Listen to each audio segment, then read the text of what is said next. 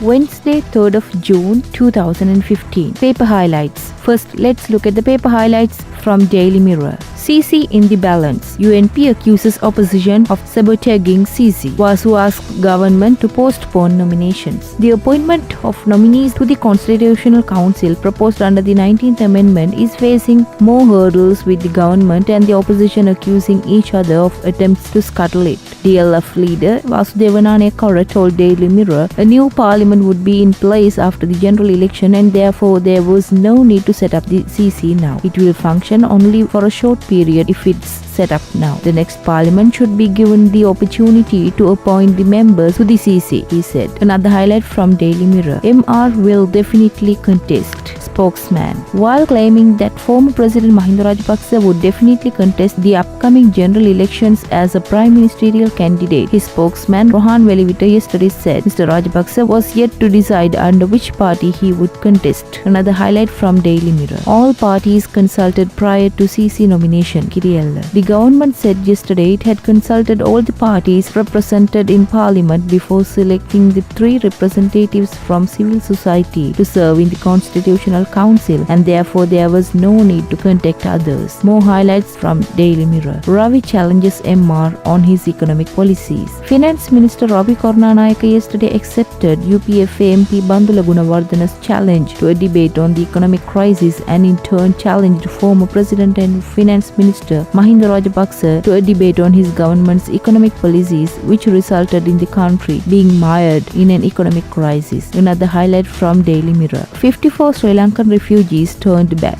Australian Customs has turned back 65 asylum seekers, including a pregnant woman, after their boat reached Australian waters, according to an Indonesian police chief. More highlights from Daily Mirror. Threats don't bother us, police. Police media spokesman Ruwan Gunasekara said yesterday the threat by UPFA Southern Provincial Council Minister D.V. Uppul to stone to death the officers of the FCID when Mahinda Rajapaksa returns to power was of little or no concern to them. Now let's move to the paper highlights from Ceylon Today. Provincial politicos' sons run drug racket. Another highlight from Ceylon Today. Strengthening dollar worries PETA traders. Food price hikes likely very soon. The prices of several consumer goods, including potatoes, salt, dal, dried fish and salmon, are likely to shoot up by 5 to 10%. PETA wholesale traders warn. Another highlight from Ceylon Today. Asylum boat rams on reef. 54 Lankans aboard. Indonesian authorities have rescued 65 asylum seekers trying to reach Australia after their boat ran aground on a reef, Indonesian police said on Tuesday. Another highlight from Ceylon Today. 3 more DY ministers tomorrow. President Maithripala Sirisena is set to swear in the 3 more UPFA MPs as deputy ministers on 4th May. Informed insider sources said the MPs to be appointed are Galle, Colombo and Puntland district representatives. It's learned that one of the MPs held a deputy minister portfolio recently. Now let's see the paper highlights from Daily News.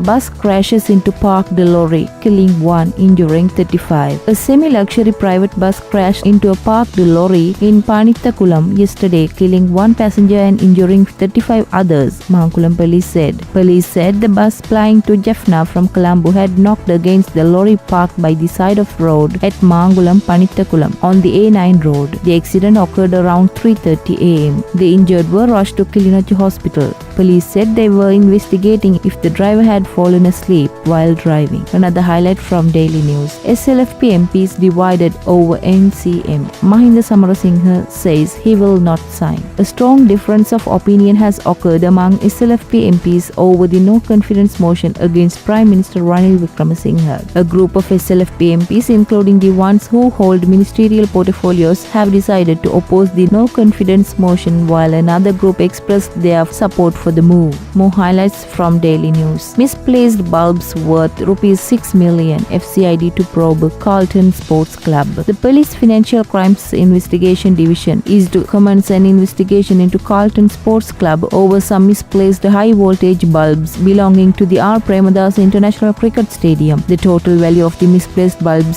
stands at ₹6 million, FCID sources told the Daily News yesterday. Another highlight from Daily News. Child abductor remanded. A man suspected of abducting a 6-year-old girl in Tillayedi, Velankanni was remanded until June 9th by the Putla magistrate yesterday. The suspect will be reproduced before the Putla magistrate on June 9th. A 2-hour search operation was launched to rescue the abducted girl on Monday afternoon. The girl was rescued by residents who also nabbed the suspect, identified as a 34-year-old from Pallavi, Putlam. More highlights from Daily News. MR to contest polls even if SLFP doesn't give nominations. Former President Mahinda Rajapaksa will contest the upcoming general election even if the SLFP doesn't give him nominations, his spokesman Rohan Velivita said. He will contest from another party as he has already decided to take forward the country, which has now stalled, Velivita told BBC Sandesha. More highlights from Daily News. SLFP General Secretary unaware of resolution against President. Sri Lanka Freedom Party General Secretary Anura Priyadarshana MP said that he was not aware of any resolution being adopted at a SLFP local government representatives convention of the Gampaha district demanding that President Maithripala Sirisena resign from the SLFP chairman's post.